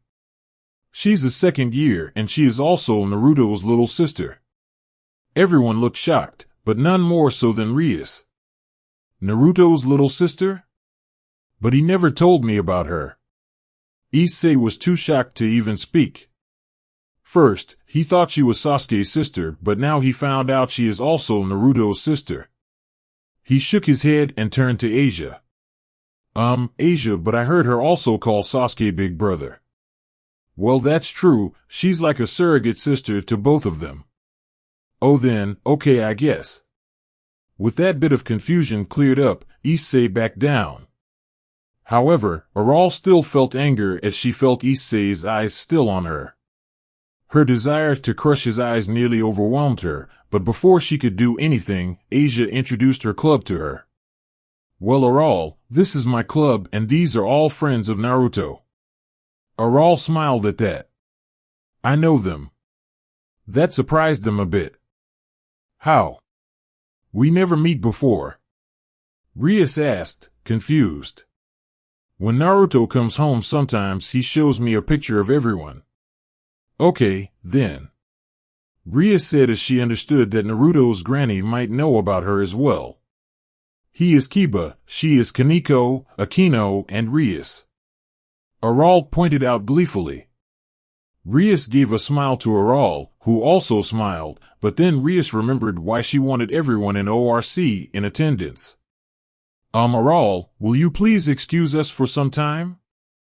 We need to talk about club activities." "No."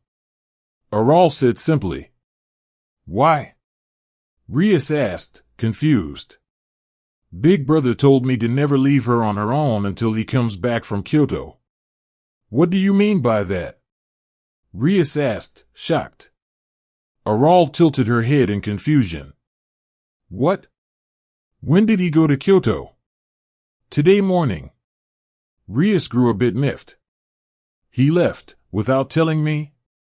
"But he said he will come back as soon as possible." Asia spoke. Rias turned to Asia, frowning deeply. "So you knew that he was going to Kyoto?"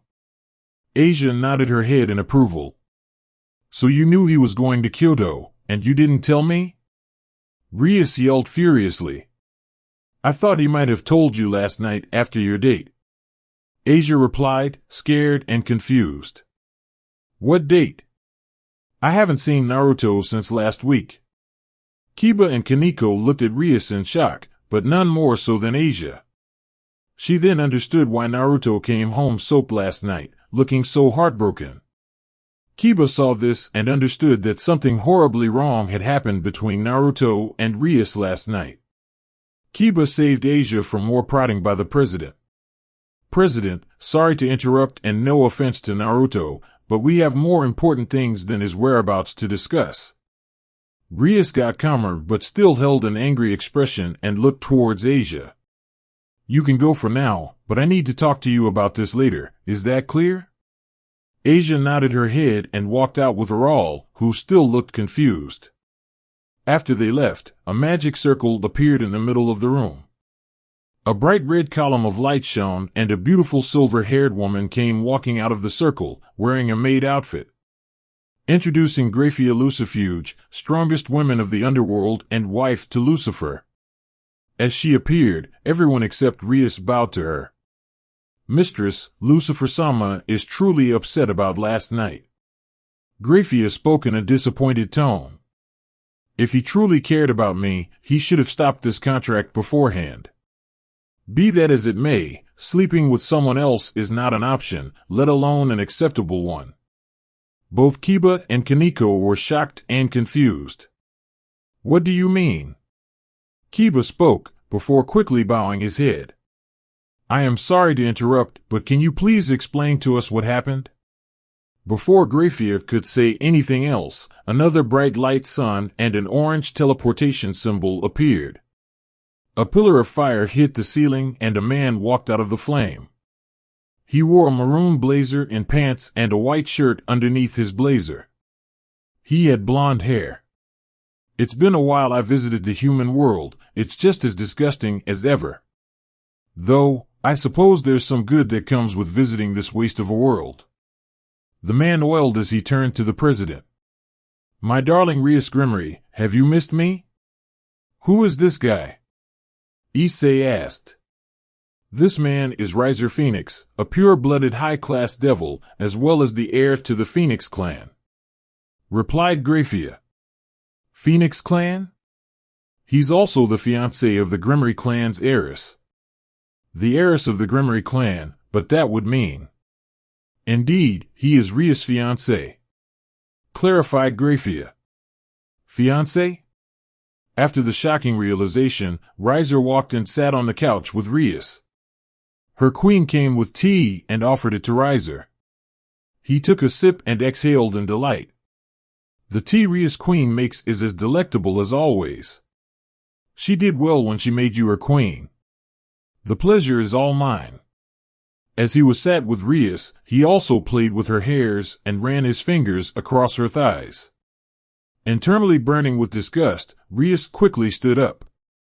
Riser, how many times must I say this? I won't marry you, not even if you offered me the entire underworld. Riser simply chuckled and wrapped an arm around Rias' waist. How many times must I say this, Rias my dear? You don't have a choice in the matter. Rias glared daggers at him, but Riser kept his damning smirk on his face. Their aura began to dance against each other. Stop. Graphia commanded, and both of them separate themselves instantly. That's the strongest queen for you, you really scared me there. Riser spoke, slightly intimidated. Lord Surzex has ordered me to conduct this meeting in a peaceful manner, and if the mistress is still opposed to the contract, he announced only one possible solution. And what is that? Asks Rias. The rating games. The rating games? Issei muttered. The winner of this game shall have anything they desire, no strings attached. Announced Graphia. I have played many of these games and won them, while Rias doesn't have any experience. Well, it doesn't matter, unfair to you as it may seem, I will win this game and make you mine. Riser oiled. Except for the fact that you won't, because I'm going to win. More importantly, my love already belongs to someone else, Rias declared, causing Riser to frown. Is that so? Well, who is this someone else? Is he here? Riser asked. No, he's out doing some work. Is he human? Yes. Then I will beat you first and pop your cherry right in front of his eyes before I pummel and delete this champion of yours. This set Rias off. She had no problem with people badmouthing her and her peerage. But no one talked to her about the boy she loved and got away with it. Graphia, seeing Rias' intent, stood in her way. Stand down, mistress. You are not allowed to fight him here. Graphia ordered. But he tried to threaten me. You can punish him all you want, mistress, but only at the rating games. Rias, just for curiosity, are they your entire peerage? There is still one member out doing her work. It doesn't matter, I have an entire set of 15. Another magic circle appeared. Purple and pink flower petals burst, and out from the circle walked 15 attractive women, each wearing maid outfits with blank expressions on their faces. Well, what do you think, Rias, my dear? Are they not beautiful? Though, if it makes you feel any better, in my eyes, none of them could hold a candle to you. 15 pretty girls? I can't believe it. I found someone I could hate more than Naruto. Issei growled. While I understand the jealousy of reanimated mortals, your mutt seems especially displeased with me. His dream is to become the harem king someday. How gross. Ravel, Riser's bishop, said, along with her little sister. Now I see, Ubaluna. She walked in front of Riser. He grabbed her face and smashed his lips against hers, shoving his tongue down her throat, while she displayed no signs of struggling. A small blush crept upon Ubaluna's cheeks as they separated. Riser turned to Issei victoriously. A low-level devil boy like you will never be able to do this with anyone. Riser sneered. Shut your mouth, shitstain. With that many girls, you have no right to go after the president. Watch your tongue, you impudent slave. Without another thought, Issei lunged for Riser, but ended up flying into a table, destroying it in process. Riser walked in front of him and bent to mock Issei, who summoned his boosted gear. When he did, Riser saw something that made him pale in the face. Riser backed off in fear and started to walk towards his peerage. We're done here. But my lord, he badmouthed you. He should be punished. But when Ravel looked at him, she saw the same look in his eyes from 3 years ago. She discerned that either he saw the same person who almost killed him to get this much scared, or this kid's sacred gear reminded Riser of him. Yes, my lord. Ravel then ordered his entire peerage to teleport, and without further delay, they vanished with teleportation. This caused many questioning look in the occupants, but Issei, on the other hand, got his ego boosted. He was scared of me. Riser Phoenix, a high-ranking devil and a clan heir, was scared of me and my gear. If I can scare someone like that, Naruto won't stand a chance. Rias, on the other hand, smiled in relief that Issei's sacred gear was good enough to scare Riser. Perhaps she could use that gear in the raiding games and beat Riser. The remaining occupants looked confused. How often do you see a clan heir retreat from a lower-level devil? But then Rias remembered something and walked towards Issei, but as she reached him, she ignored him and grabbed the photo lying on the ground. Surprisingly enough, it took no damage. Rias hugged it like a lifeline, humming in content. Seeing this, Graphia looked more confused than anyone else. Mistress, who is this person, if I may ask? He is the man I love the most. Then why you were trying to have intercourse with him? Graphia asked, pointing to Issei. What? Kiba and Kaneko stood in shock and, for the former, outrage. She didn't go on a date with Naruto, she wanted to knock boots with the mutt. I can't believe it, why would the president abandon Naruto? Doesn't she care about him at all? President, you tried to sleep with Issei last night, just to get out of that damn contract? Kiba asked, turning to Rias. Rias simply nodded her head. It's official, President. You're an idiot. Kiba growled. Watch your mouth, Kiba, or else. Akino tried to threaten him. Or else what? You'll kick me out, call me a rogue, hunt me down, and kill me. Kiba, please calm down. I can't, Kaneko. Lady Graphia just told us that she tried to have sex with Issei last night, and right now has the nerve, the audacity, to say that she loves Naruto the most. Don't you think that's wrong? The whole room went silent. Kaneko turned to Rias. President, the day that Naruto saved you from being molested by the creep, what did you swear to yourself? Rias looked at Kaneko in confusion, then her eyes went wide. I swear upon my name as a Grimoire, that the one person I love above all others shall have all of me, body and soul. Rias' eyes started to water as she realized what she had done to Naruto. Why do you even care about that jackass? Be in beta note, now, Canon Issei would never say something like this, or maybe he would, IDK. Still, in this story, Issei is a bit more of a dick, so. The president wanted to sleep with me because I am better than him. I have the sacred gear of the Red Dragon Emperor, which can kill even the gods themselves. He doesn't have any power whatsoever. That makes me a far better match for her. What good is that power if you can't control it, mutt? You want to fight, punk? Issei spoke, summoning his sacred gear. Bring it. Kiba replied, summoning his sacred gear. Enough. A giant wave of authoritative bloodlust sent them both to their knees. Restrain yourselves, both of you. The raiding games will be held in 10 days, so you should not fight with each other. Kiba, I understand your anger, but under no circumstances are you allowed to badmouth your king. But dash. Enough, you will receive proper punishment after the raiding games, which will be held in 10 days from now on. Also, mistress, may I see the photo of that man? Why? Because it is my duty to find the person who is responsible for all this.